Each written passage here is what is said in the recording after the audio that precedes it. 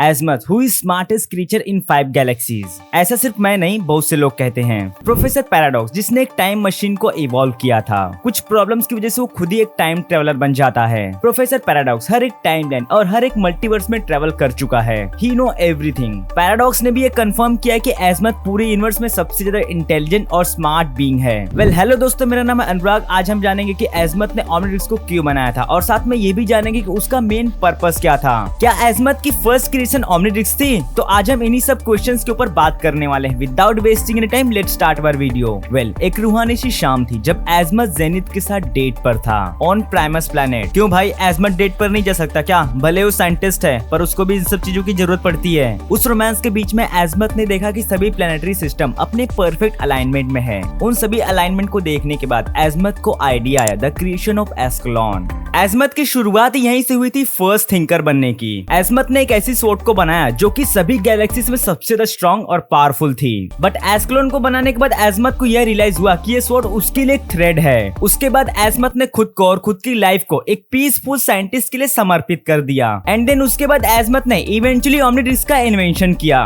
हालांकि ओमनिट्रिक्स भले उसने इवेंचुअली बनाया था बट उसके पीछे एक बहुत ही स्ट्रॉन्ग रीजन था। मैं आगे वीडियो में बताता हूँ कि आखिर रीजन क्या था। जब सोलेटरी अलाइनमेंट का फर्स्ट अपीयरेंस हुआ था तब एजमत ने फॉरवर्ड नाइट से जुड़ने का वादा किया था। एंड दैट टाइम एजमत ने अपनी एस्कलोन की स्वॉर्ड को सर जॉर्ज को प्रेजेंट की थी for take down the dragon. Sir George first forward knight थे।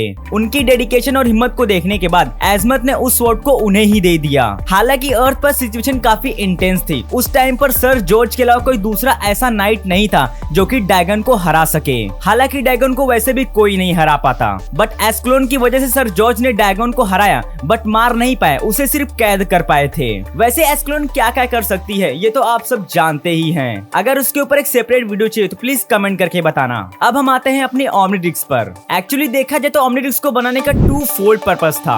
पहला, सभी इंटर स्पीसीज को प्रमोट करना ताकि एक दूसरे की लाइफस्टाइल को देख और सीख सके। ऐसे सिचुएशन में 2 स्पीसीज के बीच में शांति बनी रहेगी। उनके बीच में एक दूसरे को लेके एक प्रॉपर अंडरस्टैंडिंग बिल्ड होगी। इसी एक अंडरस्टैंडिंग की वजह से सभी स्पीसीज एक दूसरे से मिलके रह सकती हैं। और इसका सबसे बेस्ट एग्जांपल हमें बेलवुड में देखने को मिलता है। ओमनिवर्स सीरीज के बेलवुड में सभी एलियन एक दूसरे के साथ बड़े ही आराम से रह लेते हैं। ऐसा ही कुछ एजमत चाहता था। समझ रहे हो ना मिलके रहने से क्या मतलब है? मैक्स टेनिसन की पहली डेट याद है ना आपको? और उसकी वाइफ कौन थी पता है ना आपको? इसके लिए एजमत मैक्स टेनिसन का फैन था, तभी उसने ओमनिट्रिक्स को मैक्स टेनिसन के लिए बनाया था। सेकंड रीजन ये था कि किसी भी मास एक्सटिंक्शन के बाद हर एक स्पीसीज एक्सटिंक्ट हो जाती है और किसी भी स्पीसीज के एक्सटिंक्ट हो जाने के बाद उसका नेचर के ऊपर बहुत ही गलत इम्पैक्ट पड़ता है। एक्सटिंक्ट हुई प्रजाति रिवाइव हो सके, इसके लिए एजमत ने ओमनिट्रिक्स को बनाया था। उसने कोडोन स्ट्रीम को एक कंटेनर की तरह डिजाइन किया था और ओमनिट्रिक्स उसका एक कैप्चरिंग डिवाइस था। एजमत मिलियंस ऑफ एलियंस के डीएनए को एक रिपोजिटरी बना के रखना चाहता था, वो भी कोडोन स्ट्रीम के अंदर। यूं समझ लो कि ओमनिट्रिक्स कोडोन स्ट्रीम का एक कलेक्टिंग डिवाइस था।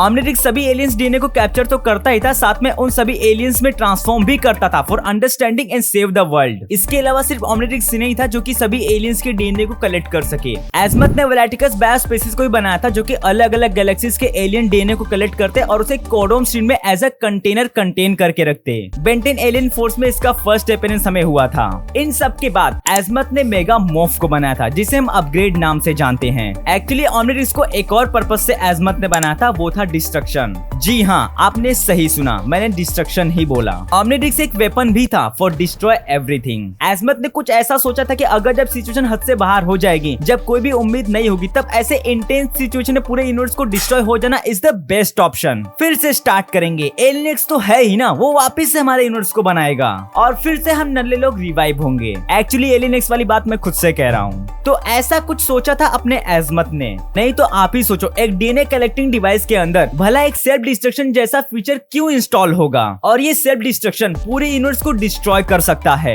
वैसे इस पॉइंट पर आपको क्या लगता है? Please let me in the comment section. बाकी इन सब के अलावा एक और रीजन था ओमनिट्रिक्स को बनाने का। पता नहीं ये रीजन सबको पता है या फिर नहीं, बट मैं बता ही देता हूँ। एजमत ने जब एस्कलोन को बनाया था तब जेनिथ ने एजमत का साथ छोड़ दिया था बिकॉज एस्कलोन सबसे घातक वेपन था और ओमनिट्रिक्स लोगों की होप थी टू रिवाइव इंस्टिंक्ट स्पीशीज। एजमत को ये कहीं न कहीं होप था कि जब जेनिथ को ओमनिट्रिक्स के बारे में पता चलेगा तब वो डेफिनेटली कम बैक करेगी। बेचारा एजमत। तो गाइस आज के लिए इतना ही, मिलते हैं नेक्स्ट वीडियो में। अगर वीडियो पसंद आई तो प्लीज हमारे वीडियो को लाइक एंड हमारे चैनल को सब्सक्राइब कर लेना।